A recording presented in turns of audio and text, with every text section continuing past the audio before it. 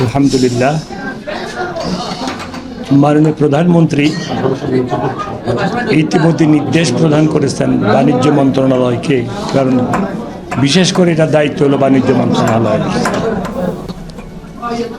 এবং আমরা বাণিজ্য মন্ত্রণালয়কে সবাই মিলে সহযোগিতা করব।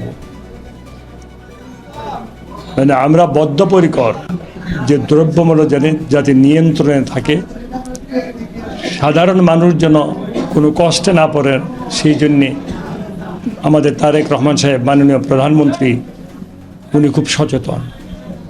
আমার বিশ্বাস দ্রব্যমূল্য নিয়ন্ত্রণের বাইরে যাবে না, আল্লাহর রহমত। ধর্মীয় প্রতিষ্ঠানগুলোর নিরাপত্তা বিধানে কোনো বিশেষ পদক্ষেপ নেওয়া হবে কিনা? তাদের নিরাপত্তা বিধান করা আমাদের দায়িত্ব, আমাদের কর্তব্য। আমাদের দায়িত্ব পালন করার জন্য আমরা 100% চেষ্টা করব এবং যারা উচ্ছৃঙ্খলতা সৃষ্টি করবে তাদেরকে অবশ্যই সাথে সাথে আইনের আওতায় নেওয়া হবে এবং তাদের বিরুদ্ধে আইনানুগ ব্যবস্থা নেওয়া হবে।